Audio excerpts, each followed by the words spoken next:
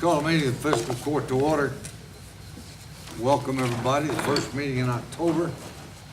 Glad that you're able to be with us this morning. The first on the agenda, we have Peel and Holland with us this morning to talk about our insurance coverage. We'll be having open enrollment, I guess, Greg, this month. Is that correct? Yes.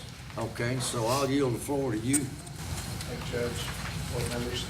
Appreciate the opportunity to be here. The handouts that I provided to you this morning are a booklet that I'll walk through with you, and then there's a second handout that is green and blue. These are the new plans in green from the state. The blue are the existing plans. They're not in an order that necessarily maps them side by side. It's like the same order the state put them in, so we just left them in the same order. Try to explain a little bit more as we go through about what the state's doing in general. If you open up your books, we've got, starting on page 3, an introduction. I won't read everything to you, so you can review this on your own. We'll tell you just in brief that there are a lot of changes happening because of the Affordable Care Act. A large part of the change in cost and benefit is due to that act. One of the major impacts is that the state's decided to lose its what's called grandfathered status. That was a status of the plan they had back in 2010. Those will no longer exist. They've retained that status up until this year, but for 14 they've decided to abandon it. Most of that's been driven by affordability and their desire to want to change the benefits to try to make the coverage more affordable and come into compliance with the federal act. The 4 plans that you'll see this year employees will have choices on are listed in bold there. They're called Living Well PPO, Standard PPO, and Standard Consumer Driven Health Plan. They've got these little acronyms they use with them. So I think that one of the things you'll see this year is that the state's going to put a bigger emphasis on wellness and disease management and trying to get people in healthier lifestyles. Now, the good thing is the members of the court have continued to pursue wellness for the last few years, so the employees should be a little more, I guess, further along that continuum. I do have some concerns about how the state's wellness program works in general and how they will roll that out. There'll probably be some hand-holding that'll still be necessary to help employees swing down 15. And I do believe in 15, the state will ratchet up more requirements on the use of that wellness program to try to keep employees whole. The plans do all meet what's called a 60% minimum actuarial value. That is one of the requirements of the federal act. And then they are tested against what's called an affordability standard. The state tests theirs against their wages. We've tested those against your wages and basically used a minimum wage standard, and it is affordable under the federal. Now, affordability to an individual may be a different definition. They may not think it's affordable, even though the federal government says that it's affordable. Here's how the federal government defines affordability.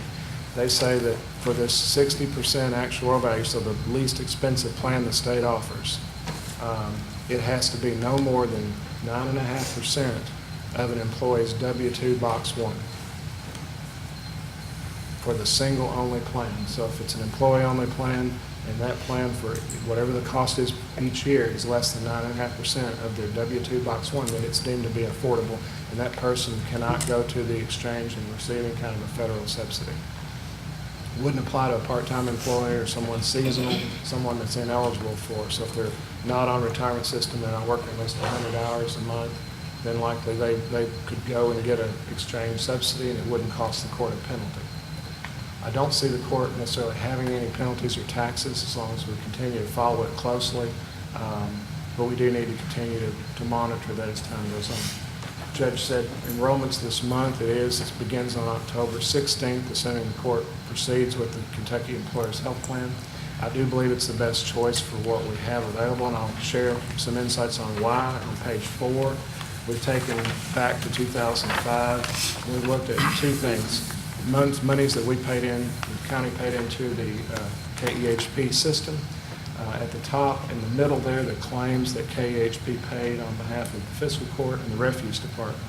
And so the items in red in the difference of claims versus premium basically are when, as an example, in 2006, we paid in $1,500. They paid out $1,368,000. So, in that situation, we actually overpaid the state, but we didn't calculate any kind of administrative cost or any kind of insurance cost. That's just purely paying out a claim.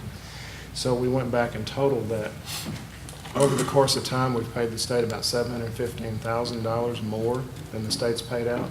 But had we had to go buy insurance and pay an administrator to pay those claims to the doctors and hospitals, it would have cost us over $1 million, probably closer to $1.6 million more than being in the state.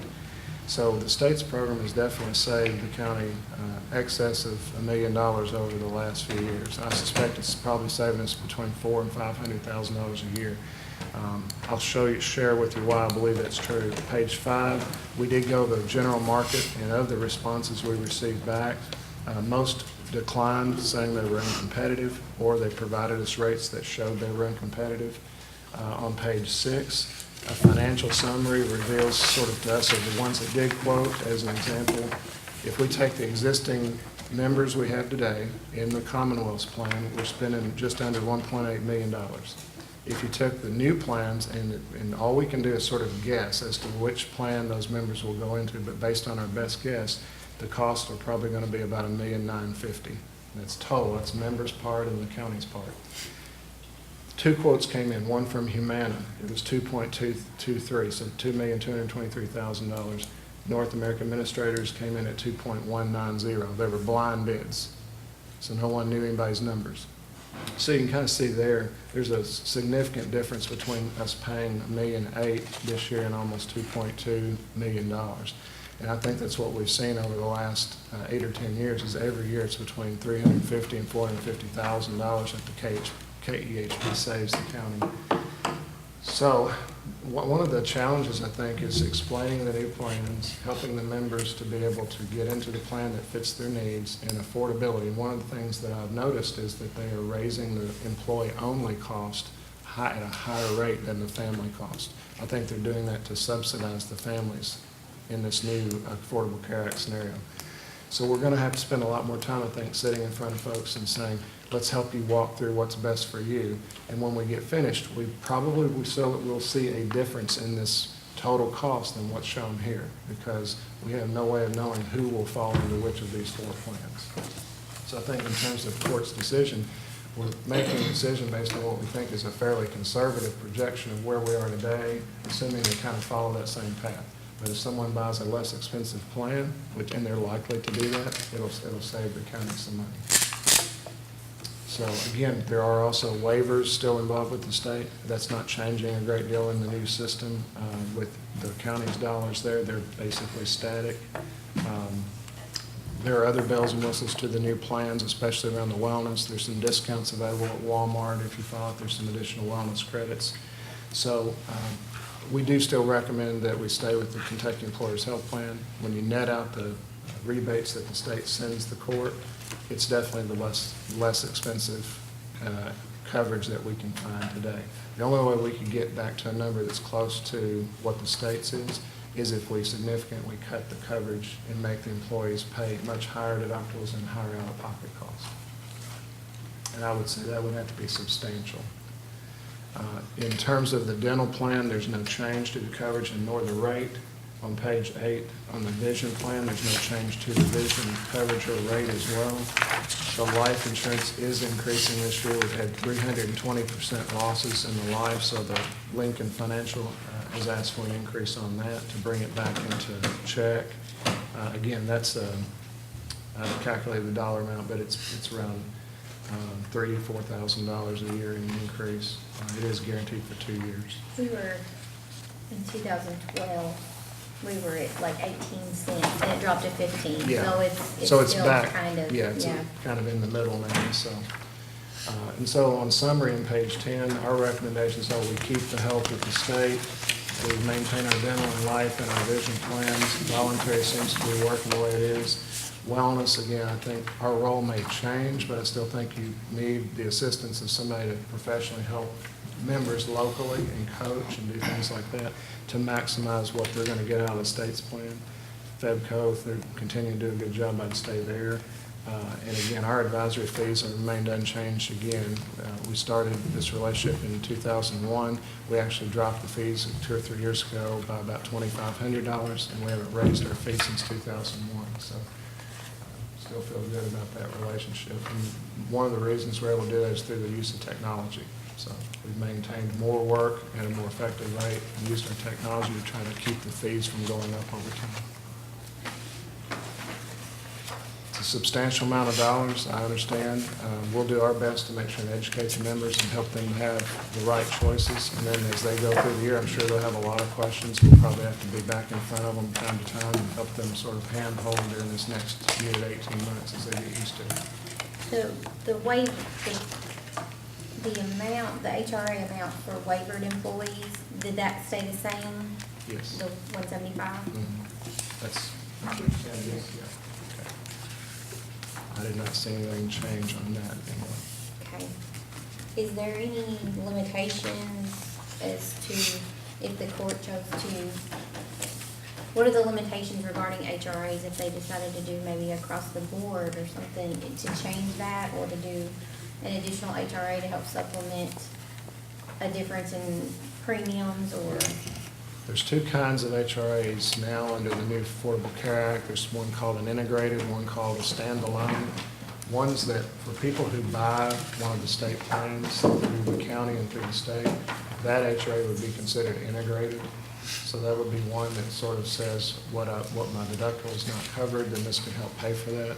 Those are looked on a little bit, I guess, more graciously by the federal law.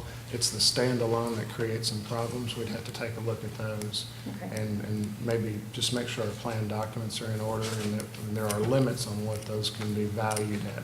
So as an example, if you were to give $2,000 to a standalone HRA, then the average member would have to at least be spending $400 or $500 roughly each year on average, because there's a 500% requirement that the value not exceed 500%. So if it was $2,000, it'd be $400. Okay. It's a technical component of the new law that they've put in. It basically doesn't want employers to overfund these HRAs and try to circumvent the healthcare system. Any questions for Greg? Do we need to decide today how we're going to proceed with adopting the state rate, or how we're going to handle the increases? I think we can discuss it, and then we can adopt the rates at the following meeting on the 15th, but they'll have to be set, and that's still, That's when you start open enrollment. yeah, we're 16th, having yeah. information meetings for the employees the very next day, so it does push Bill and Holland to print at the very But it's, last minute. but we can be prepared, and I think the key there is if you had a steering group or someone we could meet with in the next week, we could make sure that we're prepared so that when the court meets and has a decision, we have everything ready to go pending any final adjustments. But I think we're already nearly meeting the state standard now, with it being in a non-grandfathered plan. It shouldn't be a problem to raise or lower one plan or another here and there just to meet it. I mean, it's fractional. As long as you meet the state requirements, we have flexibility beyond that. Yes. Yeah, you have We to. You can- gotta meet the state requirements as a Right. minimum. As a Right. minimum, you have That's to at least do what the state does. That is correct. But employees are going to see quite a substantial increase in, it looks like their out-of-pocket expenses and deductibles, things like that, Yes. just go around. Yeah, and cost. So the cost of the plan increase plus out-of-pocket costs and deductibles, so to be all of the above. Yes. Absolutely. Okay. So what are our options, Emily, to not entirely pass that along to the employees? As long as we meet those state minimum requirements, as long as we pay at least what the state rates are, Mhm. we can go, we have flexibility this year to go, to stay at that or go beyond that, whatever we would As long as you decide. meet the state minimum standard, anything you do beyond that is strictly up to what you can afford. But to an employee, what you're saying is that we could help to buffer some of those costs this first year? Is that what? Yes, Okay. but you do take the risk of locking ourselves into continuing that commitment for an unlimited number of years, depending on what, if we go with the state again the next year and they stay grandfathered, you're gonna be locked into those limitations that we have in the past few years. What do you all think? I mean, I hate to table it until the last minute and then us not have had discussion on it and then employees be worried in the meantime about what type of costs they're gonna be looking at. It's quite an increase, but then affording it, like the judge said, is the main question. Pill and Holland had done us up a spreadsheet where they had kind of, based off of what the employees had done in the past, guessed at which plan they would choose for this year. I can take that and put several different numbers to it and get those numbers to you all, and maybe us meet in the next week or so and go over those and maybe make a decision off of which route we're gonna go. Would one of you be available to come in for the meeting and advise? One afternoon this week? That'd be fine. I'll be gone next week. Yeah, I will too. What day works? So do you want to, Any afternoon if we could. you want to table any action on this until we have a chance to sit down with Mr. Carlton and members of his team from Peel and Holland? I don't think so. You We need to do that quickly, like this Yeah, week, we- you'll be gone next. Yeah. What about Thursday? Does Thursday work? Thursday, right? What time? Thursday afternoon 3:30. at 3:30? We'll have somebody here. That works. Does that work for you, Judge?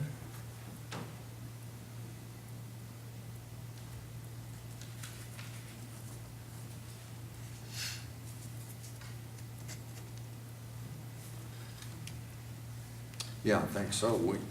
We've got safety meetings at 9, is that right, Russell? Yes. Morning, and then there is a meeting on the affordable health care, rolling it out, I guess, over in Mayfield at the Graves County Library at 10:45.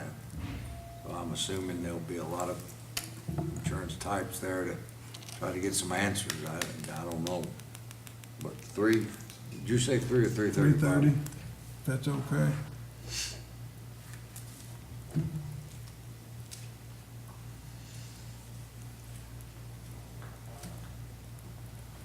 It's okay with me if it's all right with everybody else. But I need a motion. Motion to table this until Thursday at 3:30. All right. Second. Reconvene, motion and second that we table any action on the healthcare issue until we reconvene at 3:30 on Thursday afternoon, which is October 3rd. Okay. Thank you. All in favor of the motion, say aye. Aye. Opposed, no. Motion carries.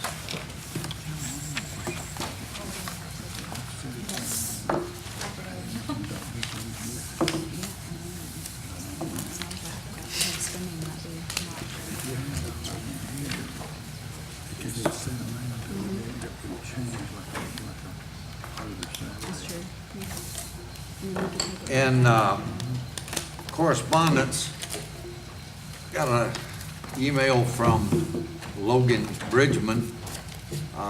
Logan, of course, is a soldier in Afghanistan, and we sent him a Kentucky flag to put up in his unit. He said, I just want to extend my thankfulness toward you and the people of Marshall County. I greatly appreciate the flag that was sent to me while being over here. It's a comfort daily to see the flag and remind me of Kentucky. I miss home very much and can't wait to come back when possible. It warms my heart to think of people of my county still appreciate their soldiers who are fighting the war on terrorism and future conflicts the United States could be involved in. I plan on staying in the military as long as I can. I just re-enlisted for another 3 years. I am hoping for an assignment closer to home at Fort Campbell to be closer to my family and the Marshall County Marshals. I just wanted to thank you for serving and all the vets of home. Some gave all and all gave some. Thanks for your support, and the Marshall County government, Specialist Logan Bridgman, Fort Gamberry, Afghanistan.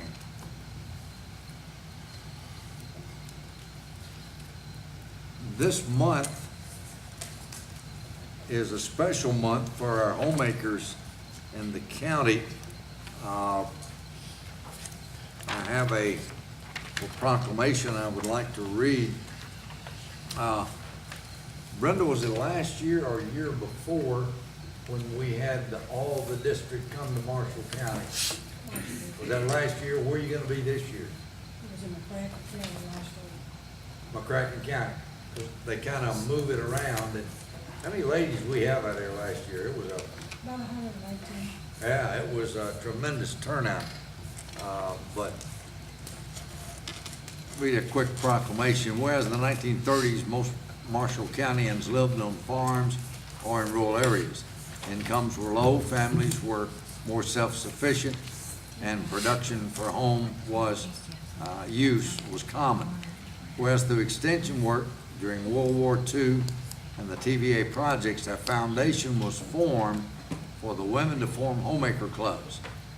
Through these meetings, they learned they all had similar needs, thus bringing the women of the county closer together. Whereas Marshall County Home Demonstration Clubs were first organized in 1937. Whereas 12 clubs were organized that year and members met in homes without an agent until 1947, when the first agent was hired. The lesson topic included how to barter and trade for goods, preparing nutritious meals for the family, and how to make the home an attractive place to live. Whereas Marshall County Extension homemakers have supported such efforts as the Marshall County Public Library, School for Exceptional Children, WCBO cookbooks, the Willis Green Group Home, Barkley Boys Camp, Red Cross blood drives, ovarian cancer research, Lions Club, Marshall's Care, Marshall's Sweep, Head Start, Special Olympics, Polar Plunge, and many other activities. Whereas there are currently 9 homemaker clubs with 135 members in Marshall County and over 15,530 members statewide. Brenda Searles is currently county president, and Family and Consumer Sciences agent Vicki Wynn is the advisor. KEHA Homemaker Week is celebrated each year the second week of October. So we would like to claim the week of October 13th through 19th as Kentucky Extension Homemaker Week in Marshall County. What's your pleasure? Make that motion, Judge. Have a motion, is there a second? Yes, second. Motion and second, all in favor of the motion say aye. Aye. Any opposed, no. Motion carries.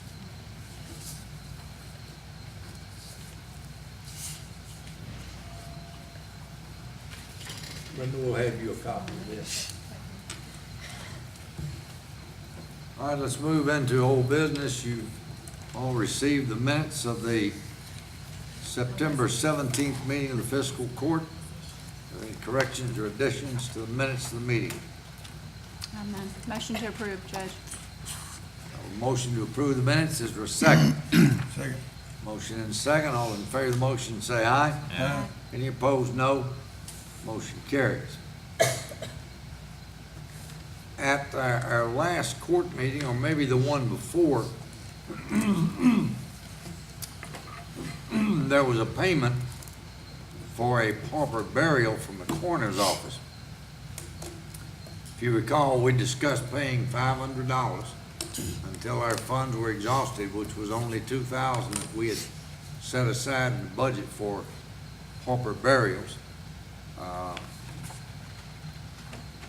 We paid $500, the bill was $825. Our coroner is disputing this and cites Kentucky Revised Statute. I'll just read his letter. It says, I recently sent a bill, which was a coroner case, I believe was mistakenly paid as an indigent case. This was an unclaimed body, therefore becoming a coroner case. I searched for any family members or friends that would claim the body, but found none. The KRS statute gives the coroner the option of donating the unclaimed body to a medical school.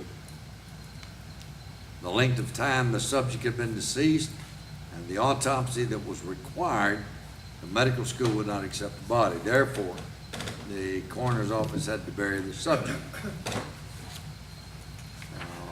He cites KRS 72450.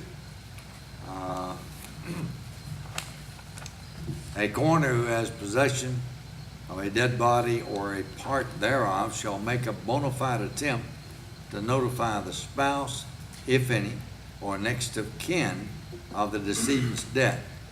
In the event the coroner is unable to locate the spouse, if any, or next of kin, he or she may cause the body to be buried at the expense of the fiscal court, consolidated local government, or urban county government, whichever is appropriate.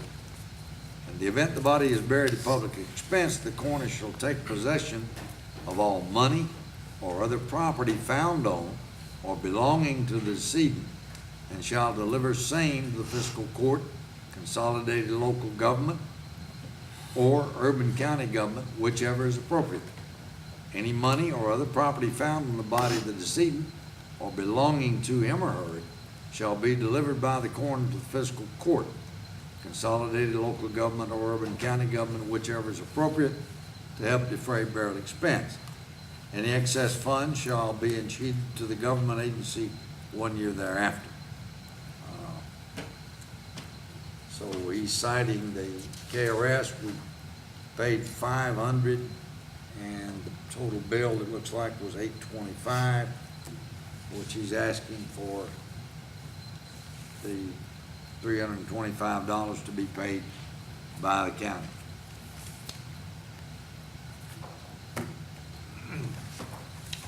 Jason? Well, that statute gives him two options, is buried at public expense or donated to the medical school.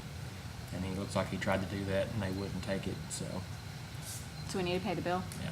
Make a motion to pay the bill. Have a motion, is there a second? Second. Motion and second, all in favor of the motion, say aye. Aye. Any opposed, no. Motion carries. Grandview subdivision, has there been any movement or anything on Grandview? We removed the posts from our right of way.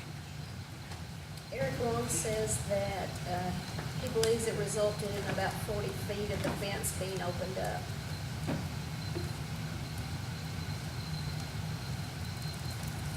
So nobody is denied egress and ingress at this point? Judge, Frankie and I drove down there and, together and measured the roadway and in the presence of both parties, and there's no objection. In fact, the people living in the subdivision had measured prior to us getting there and marked it with a stone, and we measured and found it to be within inches of the same area. Mr. O'Brien he wanted it to be further back, but he said that's how it is. He saw those measurements and he was satisfied with that, so we took the fence down to that post. And everybody was happy when we left. I haven't heard anything since, so I guess it's working out. Nobody's been shot? I haven't heard it from Okay. him. Maybe everybody's in agreement and Seems to be. got that worked out, okay. At the last meeting, we read a letter from the First Lady of the Commonwealth about a contribution for chairs for the mansion. They're asking each county to donate $1,000 to the mansion fund, and on the back of the chairs will be a plaque, I guess, indicating what county had participated. We tabled action on that, and I don't know if y'all had time to consider that, what you wanted to do, how you wanted to handle that. What's your recommendation? I think it's kind of expensive myself, but Well, if you feel like we need to. it does sound expensive. The chairs are being made in Kentucky at Berea, college. They say they will last for 100 years. You know, it does seem, I don't know that I've ever paid $1,000 for a chair, but No. that's just me. I mean, I think my wife has. well, She's the principal out there, bro. Judge, I think we probably should. well, I'd hate to be one of the counties left out. I'd like, Wouldn't look good on our part, I'm afraid, if I make a motion that we do. all right, motion by Squire Anderson that we participate in the Governor's Mansion Centennial Celebration and contribute $1,000 for a new chair. Is there a second? Second. Motion and second. All in favor say aye. Aye. Any opposed, no. Motion carries. Wave Avenue, the county attorney was gonna look into that. Jason, if y'all had a chance to, or has Jeff mentioned that with you? Yeah, he drafted a letter. I think Anita's probably got a copy of it. Oh, okay, wait a minute, I've got It's the second part of that the letter. second part of the letter. You got it, Judge? He does. Okay.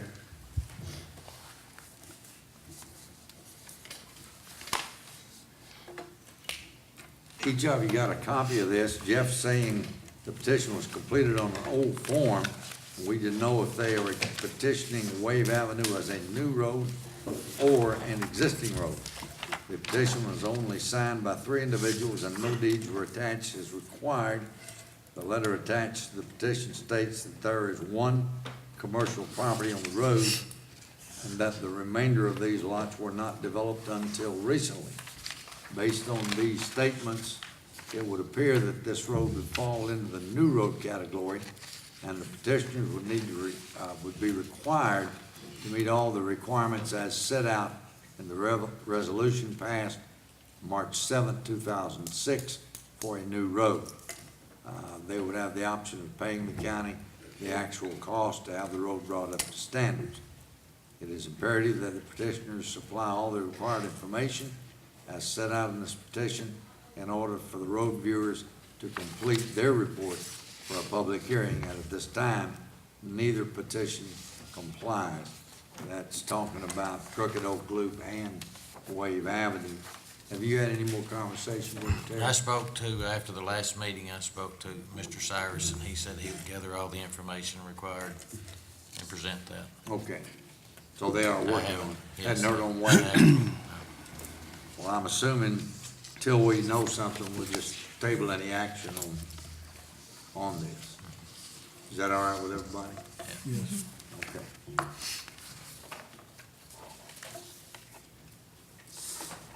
Any other old business? Judge, I have an update on Sled Creek.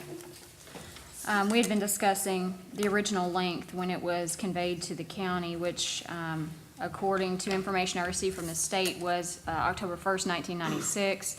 It was done by executive order. At that time, the road measured 2.008 miles, which I believe is the difference we've been looking for from the current measurement to the extent of where the road is currently paved, and I believe that makes up the difference that the residents are requesting, That 08? 2.008, because it's, on our records, it's 1.99. Yes. So that would be the measurement in difference, and for some reason, when it was transferred over to the county, my only thought would be that maybe residents at that time requested it not be paved. But that's, the original measurement of what we took in by executive order at the state record was 2.008.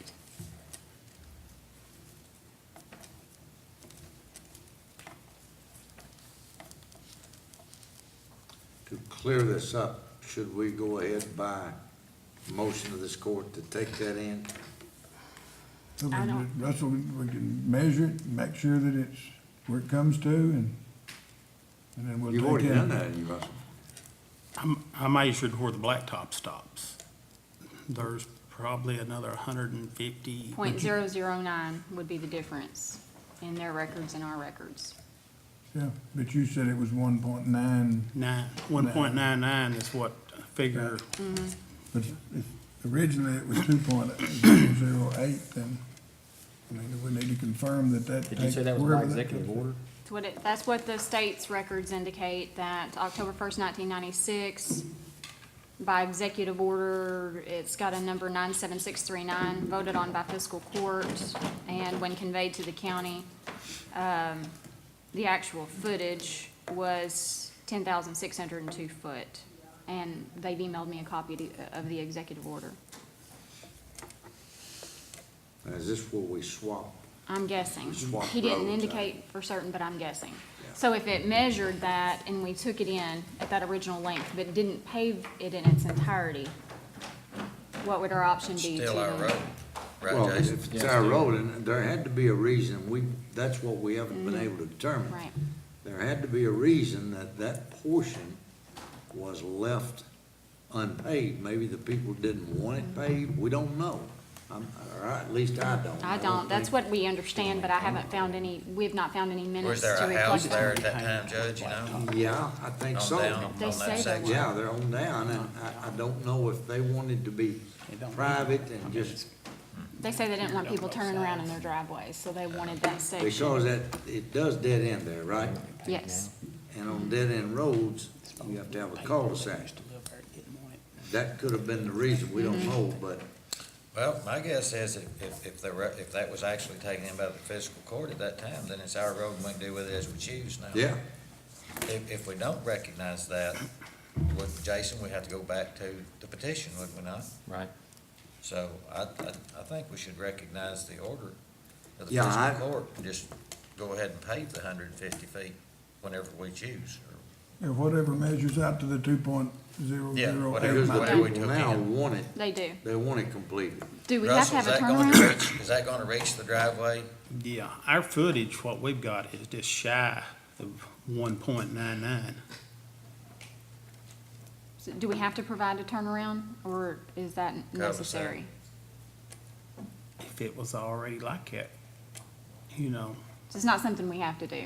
I But wouldn't it think dead so. ends now, and it doesn't, there's no cul-de-sac there Go now. straight into a No, driveway. You gotta turn Straight into into a something. drive. You gotta, if you One want drive. to do a turnaround, you gotta turn in somebody's circle drive, Mm-hmm. you know. We think that's why they didn't want it in the first place, Bob. Yeah, probably right. Would there not need to be a cul-de-sac there, Judge? Well, I don't know. On most dead end roads, we require a cul-de-sac on new roads, Right. Right, you know, so that you can have the proper turnaround, or that school buses. but there's a lot of these lake roads that do not have. That is correct.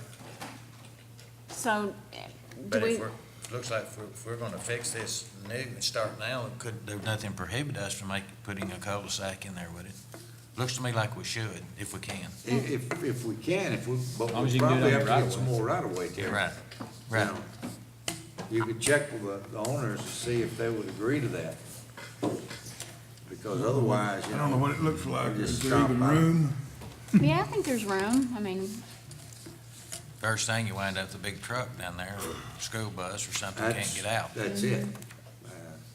I mean, that's And I'm what you wondering got, that's if what you that's got now, not isn't what it? they Yeah. had I in mean, mind. that's when they exactly what really you got didn't now. want it. Probably. I don't really know where a school bus turns around now. have to be on that last road that goes off on the side, because this main road just dead ends there. I can only imagine they get a lot of traffic, you know, people driving down in there, going to that dead end, but I'll ask if they would be interested in having a cul-de-sac there, and if there's any right-of-way, ask if they'd be willing to grant that. Can you get me what our right-of-way is currently and what we would need to do a cul-de-sac?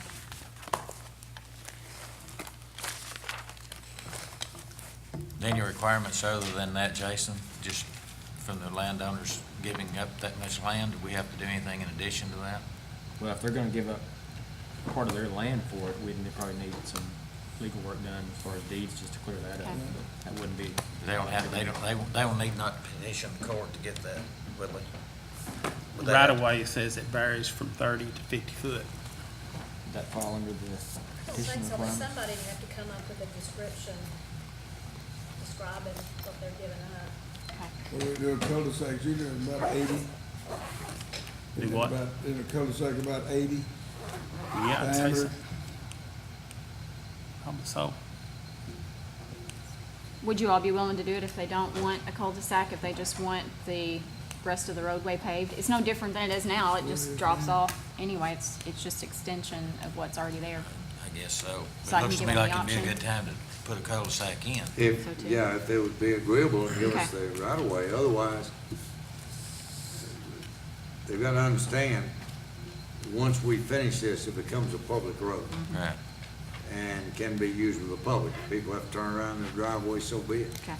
Well, they It might be a little they more probably convenient. can now. If they just have a It's already a cul-de-sac. public road anyway. Yeah. Yeah, but, A lot of people don't because of the gravel, I suppose. Right. Turn around somewhere else. Okay. I'll just report back to you all the next meeting. all right. Any other old business?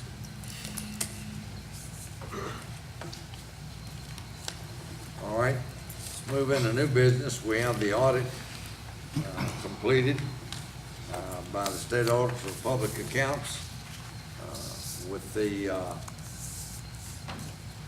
county clerk. It was a clean audit.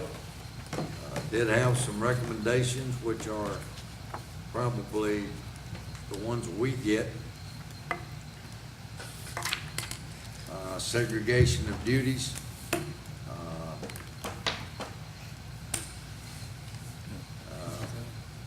The main thing they talked about, Tim has responded. Said, I understand the concerns stated in the above note. If I had a single employee performing all the accounting duties of the office, I might share your concern. However, as county clerk, I am ultimately responsible for all aspects of the operation of the office. I feel that assuring the proper collection, disbursement, and accounting of funds coming through the office is the most important duty I have.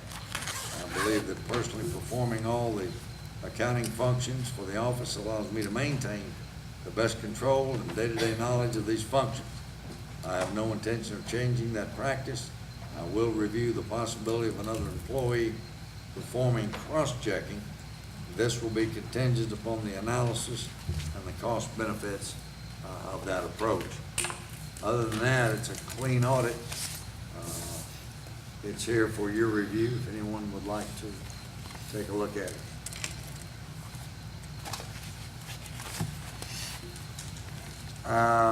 Road Department, Russell's been talking about trying to shore up the road department a little bit. You all want to talk about that in executive session since it does involve personnel? Yeah, that's fine. If we would, before we go, Dennis is here. He has obtained a couple of quotes for some vehicles. If you would, Dennis, would you explain to the court what you had in mind here? I'm not that familiar with it, but here's the estimates that you had. I was looking at. Yeah, just last meeting, Judge, you said to go ahead and just kind of be looking for something. And found two vehicles that would probably be close to what we would be looking for the animal control. One being a Suburban, one being a Tahoe. And I just obtained some paperwork from that for y'all to look at. Okay. Within kind of the price range of what we were talking about. We're still gonna have a few miles, but again, that's what we're gonna be looking at. If we get within the same price range of what it's worth. And of course, you've got to understand this, this is not budgeted. It is budgeted. The $10,000, their equipment budget, that's what they were Oh, is that looking what at. you're talking about? Well, the one there too, Judge, that is under 10,000. Yeah, I see that. So as the other, it's just not hardly as big. Would they take a trade-in on the one we got? What are we gonna do with the one we got? Well, I still feel the one we got, and we can have some bids, but in that, you know, I mean, it's just nice and convenient. Yeah. Back thing the way that it is, we can put some ventilation in, we can pull air down into that. The winter would be fine, you know, the boat just keeps the air off of it. Sure. But, it's just nice, convenient, it's just one of these that will be here. But it would also give us two vehicles, what I think the first we're looking to do later on.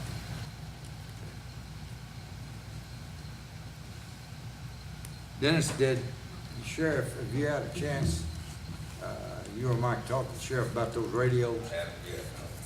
Okay, we do need to, well, I thought we were gonna get together, but I haven't had a chance. I hadn't seen the sheriff. But we really do. Think so. Yeah, he's going all week. Okay. So I can Okay, yeah, just something we need to do, because if I understood you and Mike, sometimes you can't get any response at all on the handhelds. I'll give them next week to see what he's done. Okay, Judge, I did talk with Luby about that, and he indicated that possibly getting a repeater for you all for the truck might help resolve that initially before, without having to expend much of anything. I think they had some repeaters that they might be willing to just let you have. but I think the radio in the truck was fine, it was the handhelds, is that right? Right. That's correct. That's where you have your problem. If they put those repeaters in our trucks, if we're out of the truck with our handhelds, that handheld will hit the repeater. Yes, I understand. Allow those to be a Yeah. better reception. But if I understood, the handhelds you have are old, I mean, they've been used a long time. There are some that have been retired from the sheriff's office that we are trying to use, and we're having problems with batteries staying up, and they're just not really consistent. So, use, even though we get used, the repeaters will help us if we're, out far away from Central or wherever like that. The repeaters in the truck will help us transmit both and receive both. I had one other thing, Judge, before we go into executive session. I had asked you all last time to think about what you had wanted from the Animal Shelter Committee.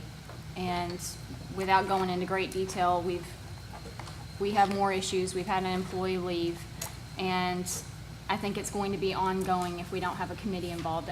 It was my understanding that a committee would help the staff to create policy and procedure, which we did. We met with the first staff when we began going through changes at the shelter and created day-to-day operational policies, procedures, and then brought those to you all as a fiscal court. Anything that was large or involved rule changes, if you will, or discussing veterinarians who would be supervising our vet techs, important things like that. Day-to-day cleaning procedures and things like that we handled in-house.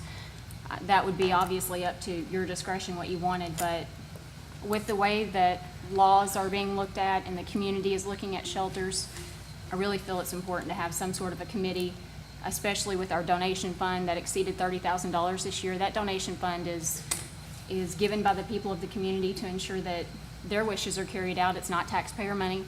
And with some of the issues that we've had with those funds, I just feel like it's really important to have some sort of a committee that represents the community's interest. And I think it's our job as a fiscal court to ensure that tax dollars are being used appropriately. But in light of all the issues that have arose, and I think are going to arise in the future without some sort of oversight out there, I would just ask what your definition is for our committee, and whether or not you would be interested in having some citizens from the community.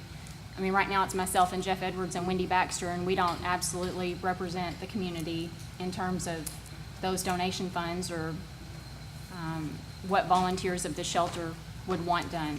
So, Well, if we're gonna have a committee, the court has never officially adopted a committee.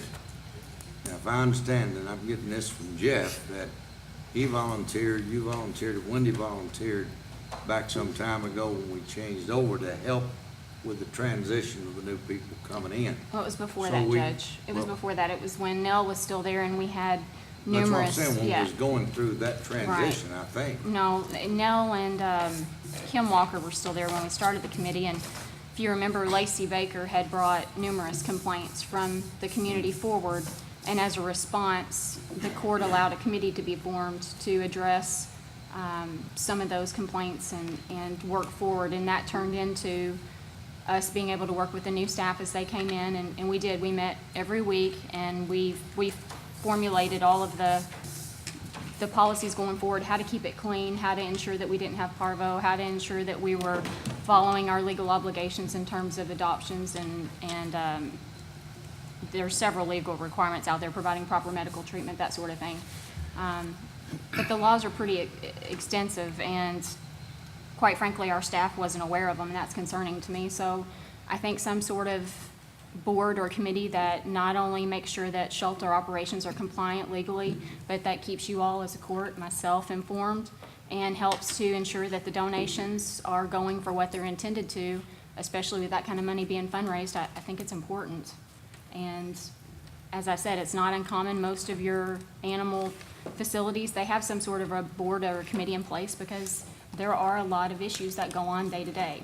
You all heard about them, everything from animal control to animal shelters. It's different than it was 20 years ago. And there's a lot involved and people are very interested in what goes on.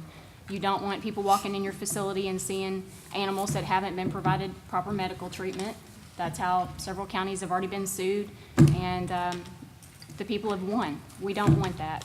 We want to ensure that taxpayer dollars are being spent fairly and that donation funds are being spent on what they're supposed to be spent on. And I just think some sort of oversight, other than us hearing things periodically when we meet as a fiscal court, is probably a good idea.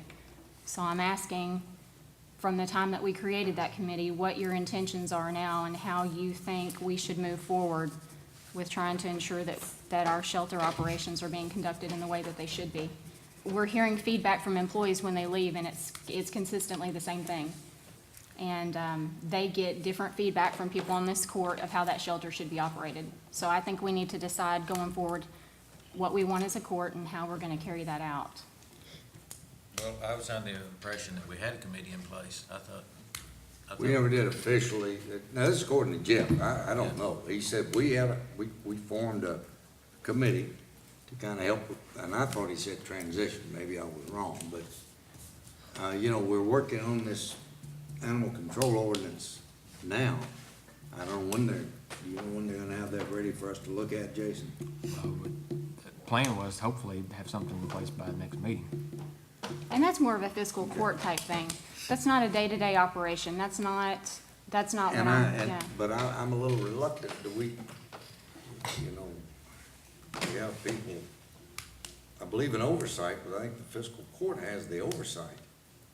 I don't know that having people just running in and out there is, I don't know, Jeff and I have talked about it. We need to discuss this, but I'd like Jeff's input on it as well. Okay. I don't mind that, but I mean, Jeff was at a committee meeting with us as recent as June, so I'm pretty sure that he's aware that we've had a standing committee.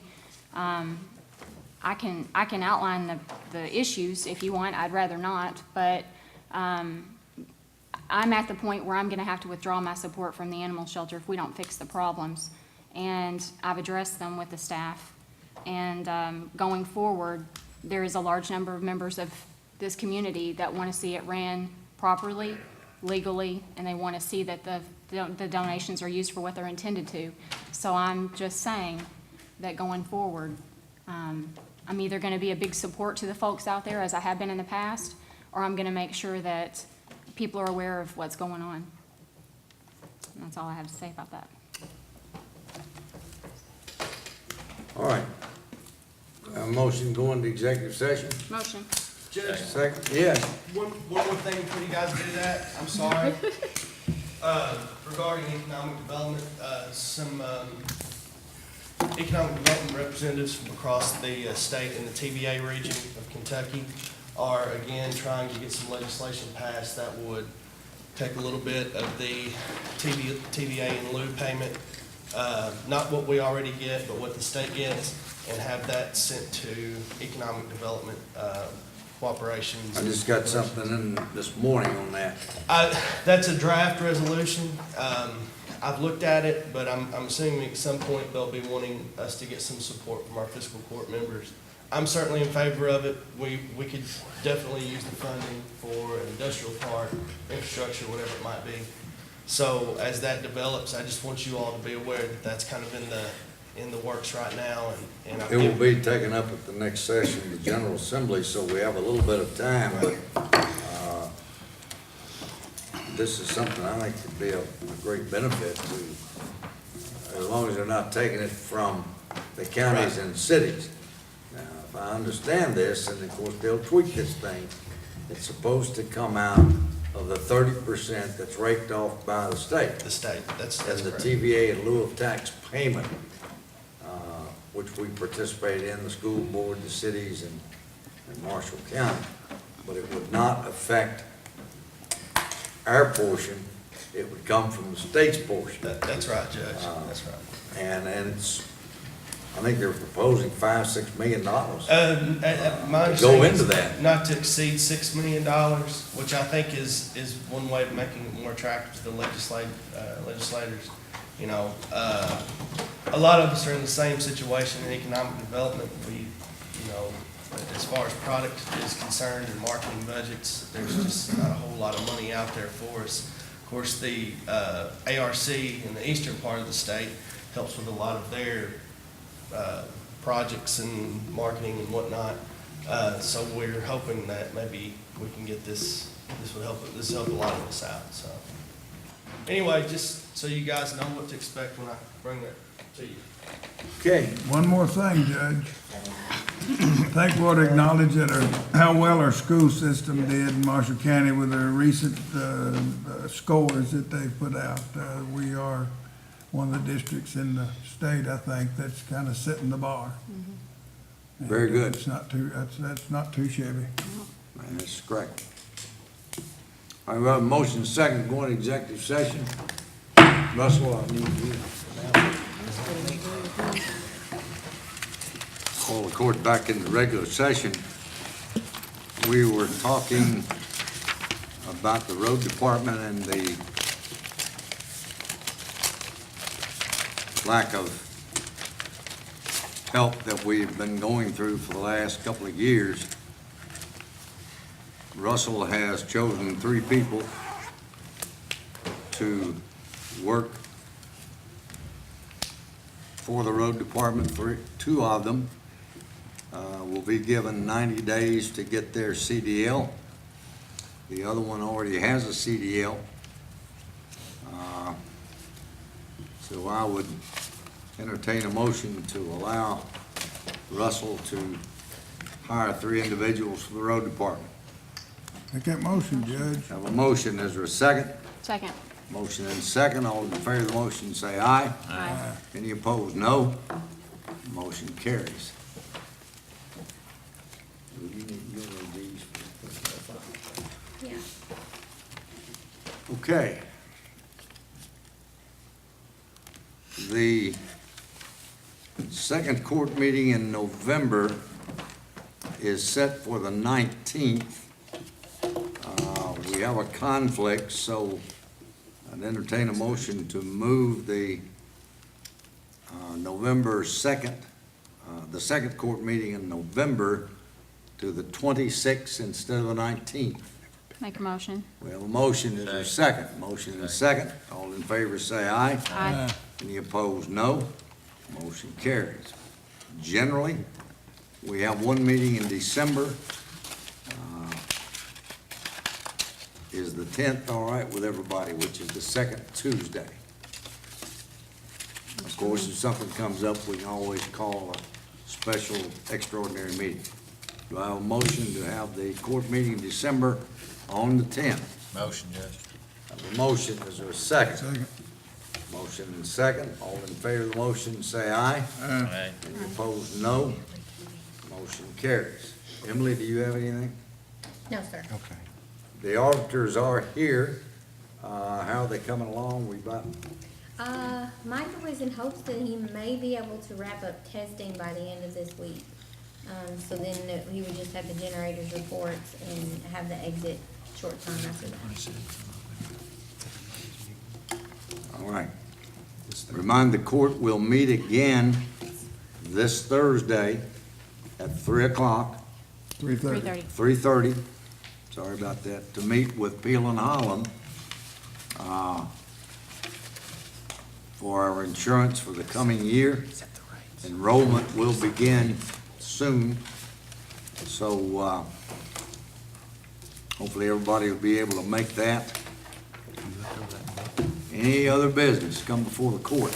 Judge, with the cold weather around the corner, can we ask the court whether or not they'll consider being able to use the allotted money for the equipment in the animal control budget to get the 4-wheel drive vehicle? That's what they were wanting to do, I think. Is that correct? The 10,000 that was allotted for equipment to use for the vehicle purchase? Are we going to keep the other truck? Or do we I need guess it? that's I don't know if Do we need, do we need 2 trucks? Is there any reason that we need 2 trucks? We'd be keeping up insurance and all that on the 2 That's vehicles? what I was asking, were we gonna trade this other truck in, or did they talk about that, Dennis? Same thing doing about a trade. Same thing on prescriptions. I was just under the assumption that we would keep the other trucks towards each ASO. And how many, I know we've just got, we've got Bennett Motors is the only 2 that we've got. Of course, Bennett's Auto Outlet and Bennett Motors are one and the same, 2 different groups, but one and the same. Have we looked at any other, they are out of Mayfield. Have we talked to any of the dealers here in the county? McCully's had a Tahoe, it's a 2-wheel drive vehicle, had 80,000 miles, and they asked 9,800, I believe, for it. I think this is Suburban. I mean, we, in my 40 years here, we've never had a 4-wheel vehicle in animal control. Never seemed to have a problem. Of course, we have some Humvees down at the sheriff's office, I would say we could use if we had to. They're all 4-wheel, aren't they, man? Yes, they are. Yeah. So the 4-wheel's fine, but I don't think it's, just a necessity. The only reason I think it might be is just because when people want you to respond, they want you to respond. My concern would be, I guess, the safety of having to respond. I don't.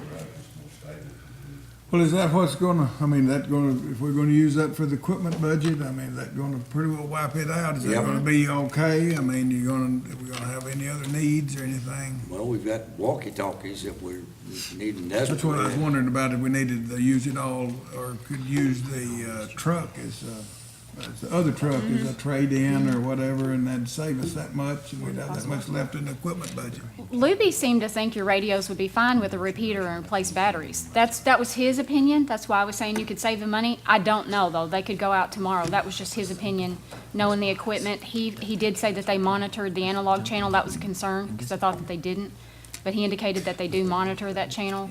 And I don't know, it may be something that, Well, I talked to Kevin, and Sheriff Byers was just of the opinion, man, those old radios are shot. That's what he told me, that they, really need to be replaced. But now, again, I've got his old radio now. yeah, John, down there, Right. I mean, you gotta have them. I mean, that's definitely. computer being put in the truck could possibly make it a lot better than what we've had. It should.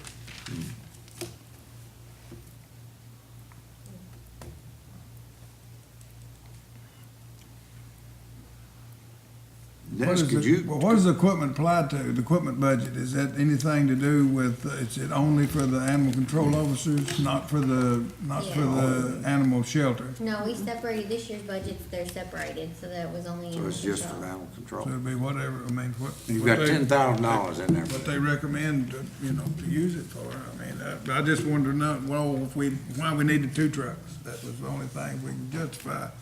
2 trucks running, I didn't know. It seemed like swapping the truck back and forth was adequate, but maybe that's. Is the other one even, I don't know, is the other animal control officer even using the truck at this point? I've had it since it came back from the road department. That's when, I don't know how long it was. Russ been had it out there doing some work on it.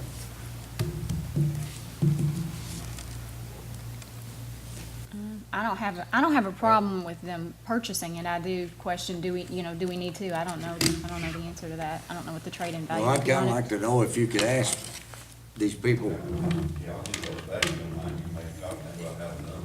Yeah, and if you could get. I'm sure they, Judge, I think maybe Dennis already has, but along the lines of what you were saying earlier, perhaps we could look a little deeper. Might find an even better deal than that. I've looked at some Suburbans here. And question them about a trade-in at the same time. Could we put something out for bid, tell them what we're looking for and what our trade-in is, and give everybody an opportunity to bid on it? Maybe some of the local folks could get a hold of Judge, how does that work something. with specs on a used vehicle? How do we? It's hard to spec it. Yeah, your spec would be much more general. Yeah. You might give a range and mileage and that sort of general description. So this is not an item we have to bid. No. No, as long as it's under the bid limit, which this is, and I just think Dennis started to look some more. He may not find anything better than what he has now, but he might. And ask what they would consider a trade-in. We may or may not want to trade, but we might depending on the information he provides. Or two-wheel vehicle. I mean, if you think a four-wheel drive is beneficial, I mean, I don't have any problem with doing that, but I just wondered if we needed to have two. Yeah, that would be something too. I mean, if both ACO officers was going to be equipped with a vehicle, and this was given to us by the sheriff's office, it's already equipped with the radio, the lights, That's true. lettering and all that. It depends, I guess, on whether the court wants both of us to have it, you know, to keep our own equipment. Well- To be at our own disposal, you know. now four-wheel vehicles, I don't know if y'all recall, some of you do, some of you wasn't here, but during the Burton Jones administration, we had an ice storm. If y'all recall, not like the ice storm we went through a few years ago. We had an ice storm, closed the interstate down for over a week. Roads are almost impassable. And I asked for, and on the radio, and got several people that volunteered to come in, because for a 5-day period, I was spending about 16 hours a day down in the sheriff's office, and we were delivering medicine, food, vital things. That's when, National Guard came in, but it had to take us to work. Right, we had the guard on duty. The MP unit from Murray came down, and so, you know, there are times when four-wheel drives, and I don't have a problem in getting a four-wheel drive, it's just, you know, we have some other vehicles that I think would be available through the sheriff's department if we had to have them during that emergency, that's what I'm saying. Well, I tell you, let's table that, and let's let Dennis do some more checking, if there's no objection to that. And we'll meet again Thursday afternoon, Dennis, if you have time, or if not, for the next meeting, see what we can talk about on a trade-in. Any other business? Emily, you have anything? No. It's unusual that I know. Well, Motion it's the adjourned, first. Judge. I haven't had time to balance everything. I just got statements this morning. most adjourned. Have a motion, and there's a Second. second. Motion and second, all in favor say aye. Aye. Means adjourned.